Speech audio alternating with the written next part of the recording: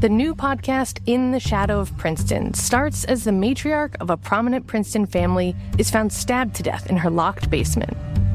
Investigators look from a serial attacker to her family to Princeton University students. One hot-blooded investigator sees a conspiracy. Is he way off base, or does privilege let you get away with murder?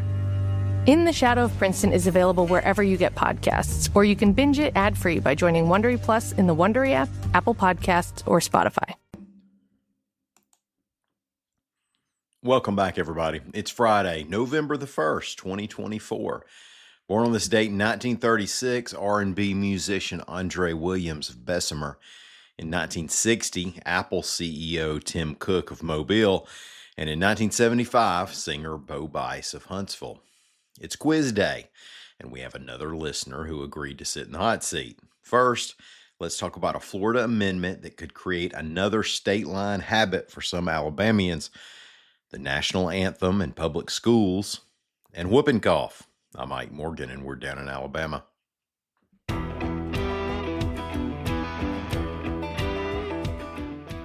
Beer runs, state line liquor stores, and big old lottery signs all became part of the Alabama culture and landscape because of differing laws among counties and states.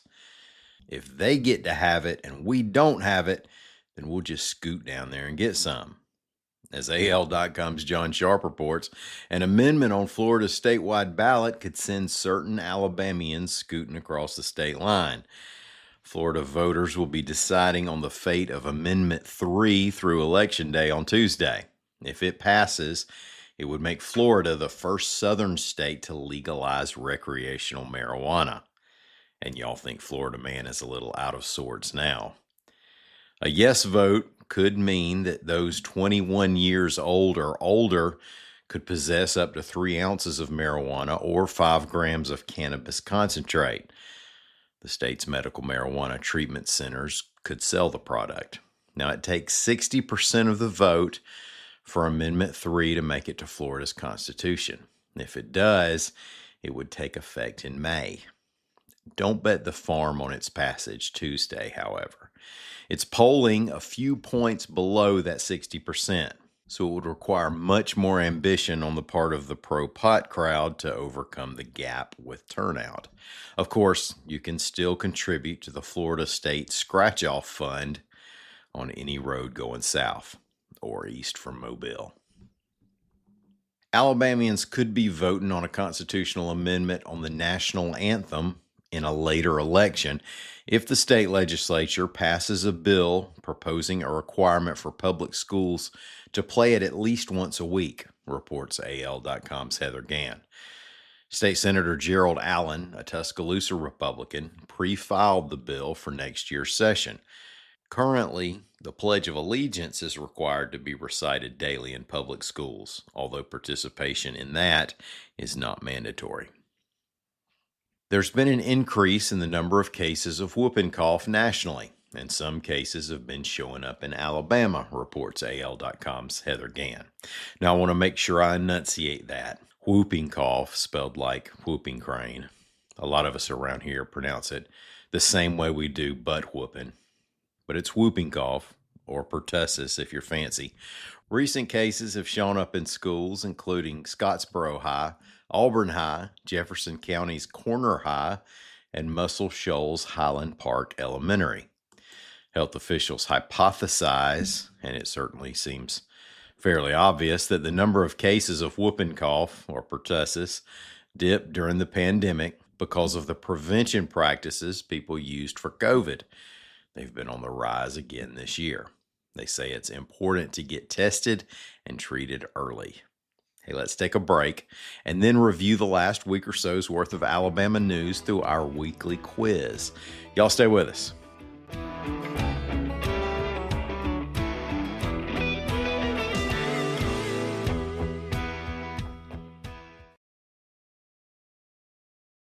This episode is brought to you by LifeLock. So much of your personal info is out of your control, like your insurance provider that has your social security number and your favorite retailer that has your payment details. If they get breached, your information, your identity, is vulnerable. That's why LifeLock monitors millions of data points a second for threats. If your identity is stolen, they'll fix it, guaranteed or your money back. Save up to 40% your first year at LifeLock.com/podcast. Terms apply. This episode is brought to you by Amazon. The holidays are here, and you know what that means. It's time to get your friends and family the gifts they deserve. Take the stress out of shopping with Amazon's great deals and low prices on a huge range of items from toys to tech and much more. Whoever you're gifting for, Amazon has great prices on everything you need this holiday season. Shop Black Friday week starting November 21st.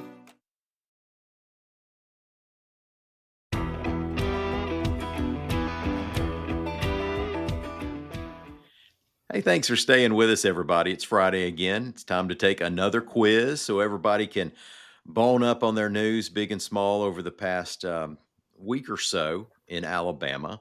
We have in our virtual studio today, Shalene Modi. Shalene, welcome to the show. Just tell us where you are in Alabama. Thanks so much for the welcome. I am up in North Alabama in Huntsville. Great. Well, what do you do in Huntsville? I am stereotypically, I am another one of those engineers in town. We've got a few. How and engineers are harder to stump on quizzes, I've noticed. How long have you been in? Are you one of the newer arrivals because of all the growth in Huntsville, or have you been there a while? I suppose new to some, maybe not new to others, but I've been in the area for almost 7 years now. Okay. Well, you've been here a while. What was your biggest surprise? Yeah, I've lived in a few different places over my life at this point, and one thing that I had to get used to again was identifying or understanding that a lot of people, mostly men, will go by their middle name, not their first given name. And when I started looking for emails of people in like a global, email directory, and I'm like, I can't find this guy. And then I realized, like, oh, I'm back in the South, and that's what's happening. Yeah, we like middle names. We also like just using both of them. If a William Robert is a Billy Bob down here. Right. That's excellent. Yeah, a lot of fun. Where are you from originally? What you said you lived in a bunch of places. So I would say my original hometown, home base area is the Chicago suburbs. As you might be able to see, I'm supporting my Chicago Cubs. All right. I was born and raised in the Chicago suburbs and went to engineering school at the University of Illinois. Then went down to Texas for about a decade, and over to the Mid-Atlantic for almost 7 years, and now I'm here. All right. Well, let's get started on this quiz. I don't want to keep you all day. We'll just jump right in. First couple of questions are going to be election related. We have an election coming up on Tuesday. That's for Democrats and Republicans, no matter what someone tries to tell you. And question number one, national political figures, including a former U.S. Attorney General and the U.S. House of Representatives Minority Leader, have been campaigning in Alabama over the race for this position. Is it Public Service Commission President, Alabama's Congressional District 2 Representative, Chief Justice of the Alabama Supreme Court, or Alexander Shunnarah's stylist?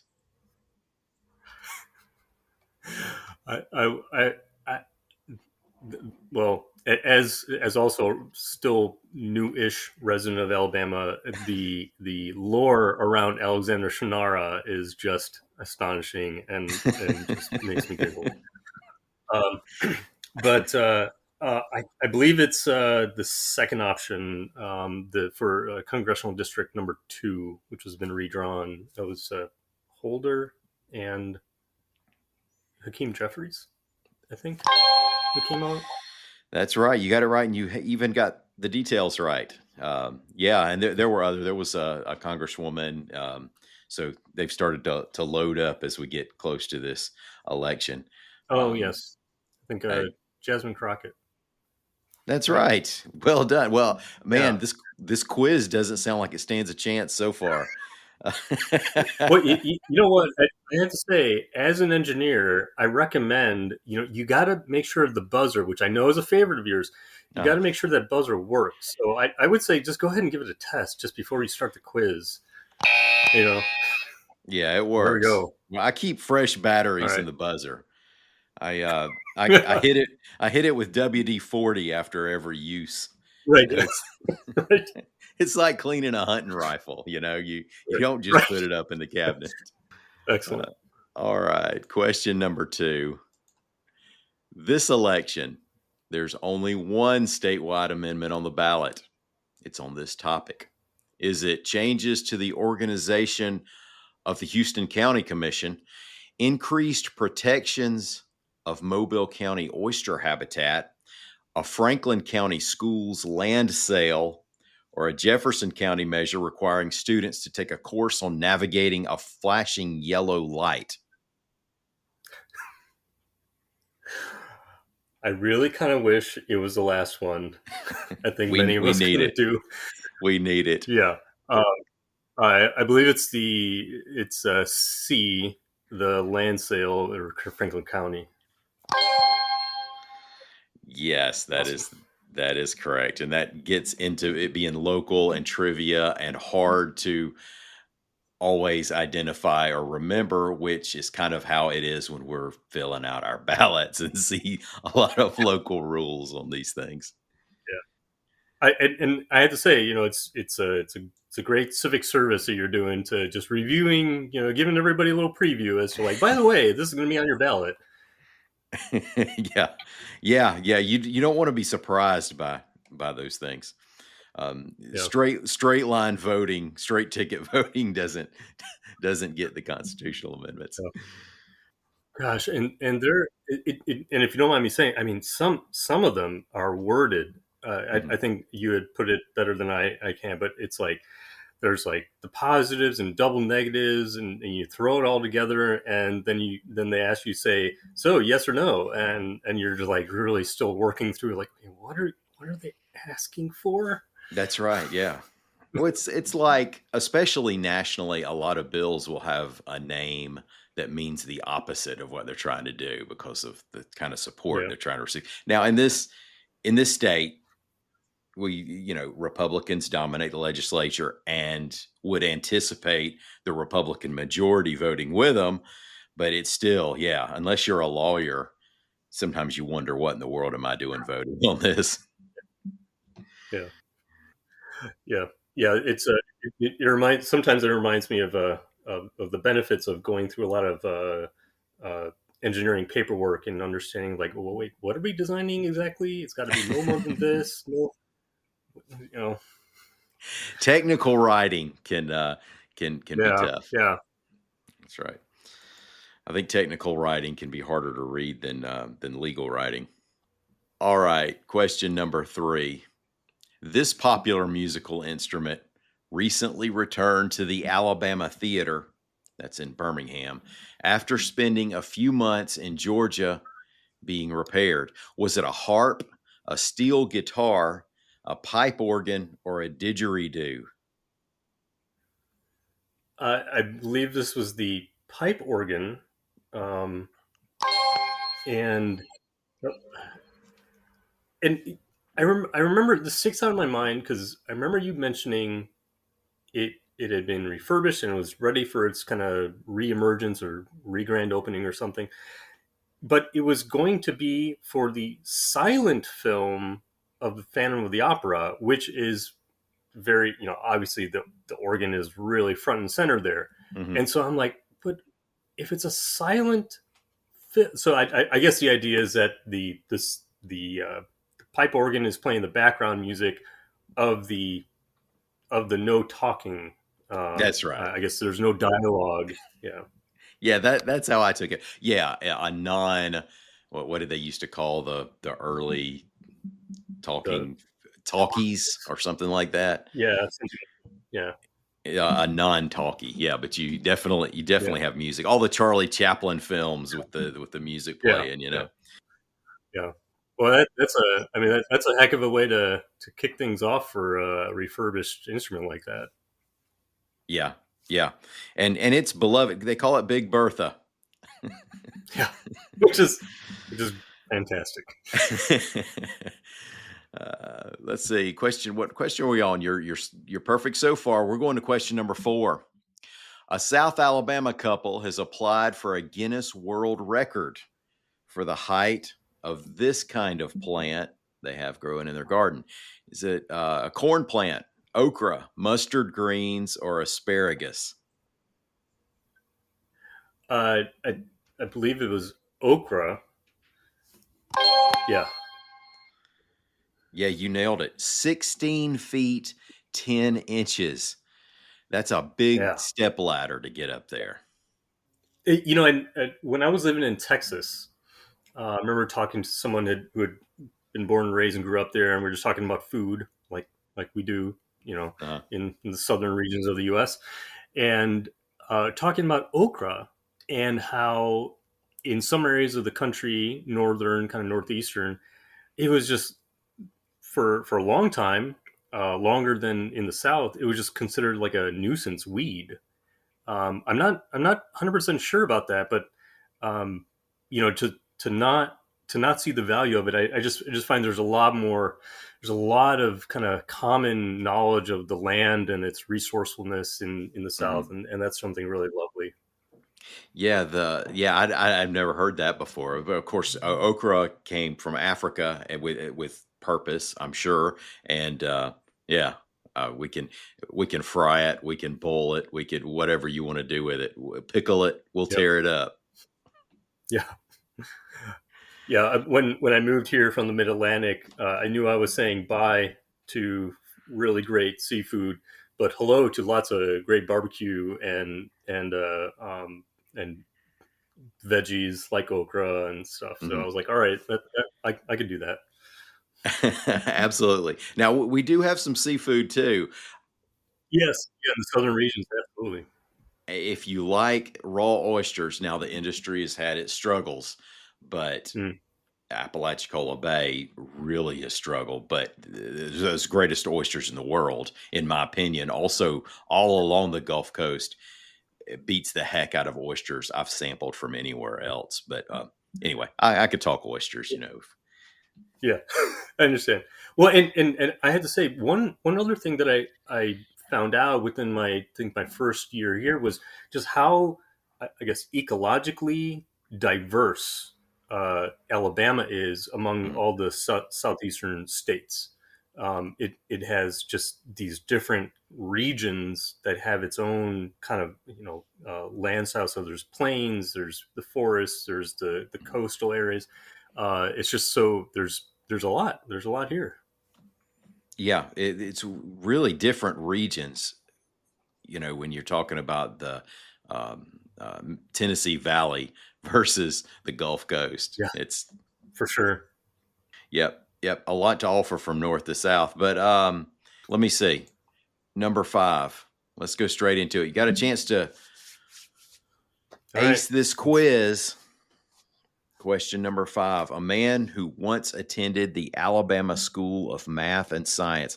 Oh my gosh, I'm asking an engineer this question. Question 5 is supposed to be hard. All right. A man who once attended the Alabama School of Math and Science in Mobile recently received attention for his discovery of this. Was it the molecular abnormality that causes lupus, a yet unnamed comet, the largest known prime number, or Big Bob Gibson's recipe for Alabama white sauce? Well, we all like to know the last one, I think. Uh, I think yeah, the answer is the biggest prime number discovered. Yes, the largest known prime number, which was just absurd. We're like tens of But millions yeah, of places. and to realize that it how much larger it is from the previous record of the Oh, yeah. largest prime number. is in some ways astonishing, just in the just how much larger it is, but also just realizing that, yeah, because to get to that next prime number, you have to go through all the previous numbers and divide them. And I mean, the one after this one, the one recently discovered, is also going to blow our minds even more. It's going to be just bonkers. Yeah, it's crazy because prime numbers become so distant from one another. The higher you get, Yeah, I think an actuarialist would really maybe find some use for that number. Aside from that, I have no idea what it could particularly be used for.